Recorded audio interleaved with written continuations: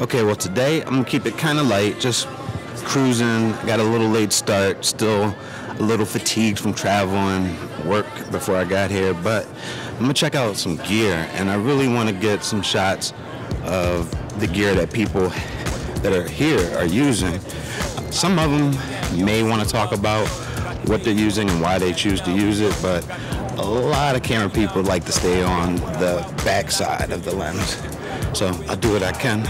In the meantime, enjoy the show. Take those reins, and just like the spirit of commission remains, cross the T's and dot the I's. Now that I got too popular to cop them pies, I'm taking this back. Still not allowed in that Sony venue. Tomorrow will be the day. They made an announcement today about, here is a press release about equipment and the gear, the lineup for the year to come.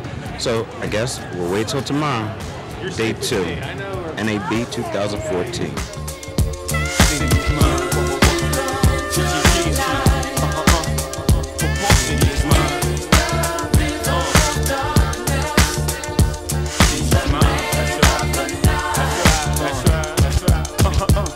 You wanna know how I flow, just seeking you. Making it brighter and control the contrast. So again, we'll just do that, and then you can then dive into it and just do some tracking. So if you want to make sure that it locks on, Resolve has a built-in tracking. It normally works better than that. But of course, in a live presentation, it won't work at all. The grade applied across the whole thing. So I gave him this option, which is the kind of pass for the bucket, and then if I turn it off, that's the rest of the scene.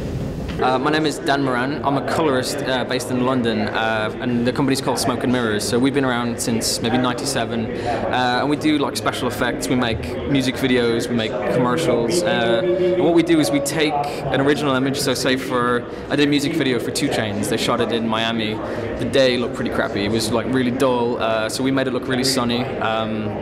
And yeah, we made everything look nice, so like even make sure his gold was the right color. But yeah, we get to do really cool projects, and it's good to be able to get involved with other industries as well. So one day I could do a Jaguar commercial, and then the next day it's a music video. So the job I do is actually quite, it's a secret job almost, so there's not that many people that do it. What we take is the original camera files and we make people look good. So there's only maybe 60 people where I work, or sorry, in the city that I work in that do it.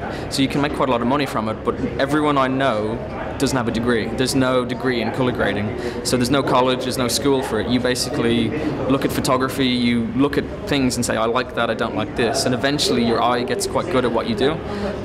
So say for example, you're looking at a sunny day and you think, oh, I could do this and do this. That's what color grading is about. And what happened to me was I was taking photographs, and then I got a job in a post house. And then a guy kind of took me on. I was assistant. I did all the low-end jobs, the boring jobs, and he kind of taught me something, then I taught him something, and then eventually I got my own job. And guys that do my job, they can make like $200,000 a year, so that's why I do it. Thank you for sharing your experiences and wisdom, Dan. Next, I decided to attend the Premiere Pro Super Tips and Hidden Gems, hosted by Abba, Shapiro, and Jeff Greenberg. The place was packed. You couldn't find a seat anywhere, so please bear with me as I'm sitting on the floor capturing this footage. And this is again a useful tool sometimes, and that is the preview area.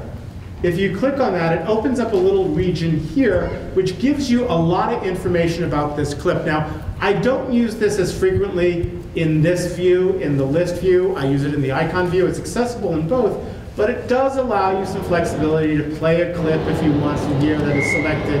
You can see some metadata about that, and it's very useful. You can also change the poster frame with a click. So I'm going to just take a moment here. This is a menu.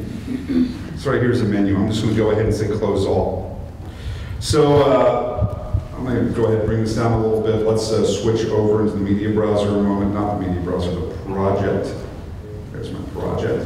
And I'm just going to take, here's a bunch of QuickTime movies.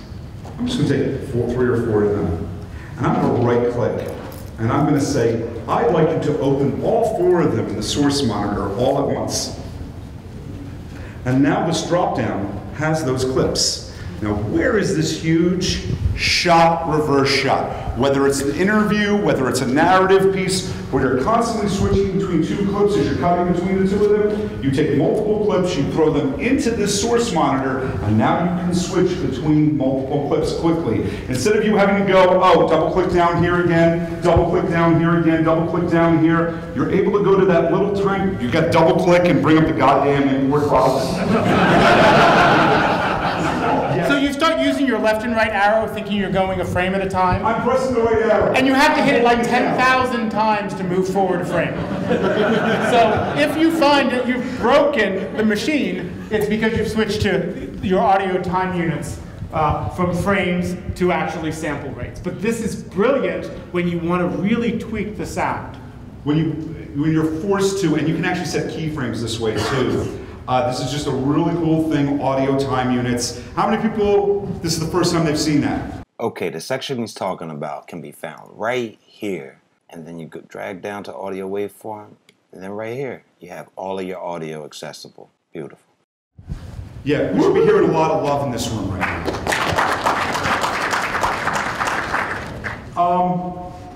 So I shot, I'm sort of guerrilla producing a doc.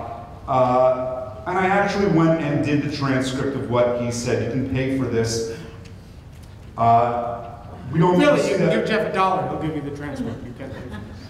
So I'm going to bring in this clip and I'm going to do something with some magic with it. It's something that I feel that you need a transcript for, to be honest. It doesn't work great without the transcript. So I'm just going to bring in this file. There it is. Adobe talks about this feature called from Analyze Content.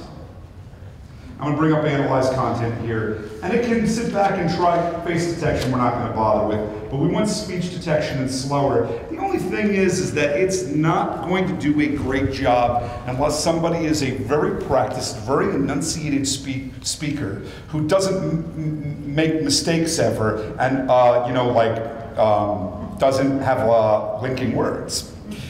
It just tends to not do a great job with it. But we're going to give it a script.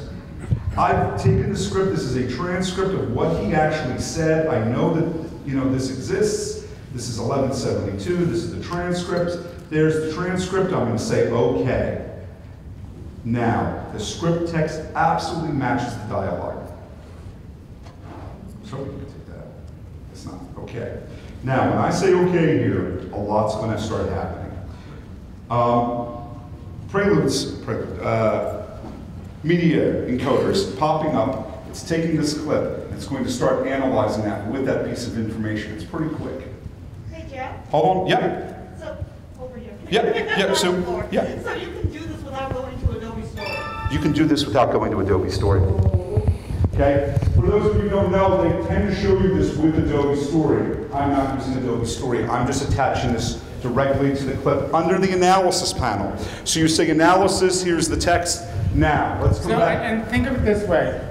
You can do analysis, Jeff said, without a script, but it doesn't have kind of like a guide. This especially, one is just that the person doesn't speak clearly, but the other thing is maybe you have like big medical terms and whatnot. So what we're doing is we're feeding it the language that it needs to understand, and it's going to do its best analysis of matching that transcript to what he is saying. Next, I decided to pay Amy DeLuise and Rich Harrington a visit. I've learned a lot from Rich Harrington over the years and felt it would be valuable to sit in on this discussion. But if you don't have a plan, you're standing around figuring it out, and in the case of a crew, while 4 to 40 people are being paid there for you to think. Do the thinking when it's best time for you, get the basics down, but then make sure that shot list gets handed over. And one of the things that I do a lot is my editors are involved in the shot list process. They get the shot list and they are allowed to add to it. In fact, we've started taking our editors on some of our shoots and even putting a DSLR or a still camera in their hand and let them both try to get some of their own B-roll and have an appreciation, but be there on set. So they're seeing the event happen and they see what opportunities there were to get B-roll. So the next time, they're better trained to ask for B-roll. Not for the whole shoot, but we're taking editors on one day of a shoot for projects. So basically a field trip. Well, I got in a little bit of trouble with Mr. Harrington. He told me that unless I had press credentials, it really wasn't appropriate to film the sessions. Well, I hope you enjoyed this episode, and I look forward to seeing you at Day 3, NAB 2014.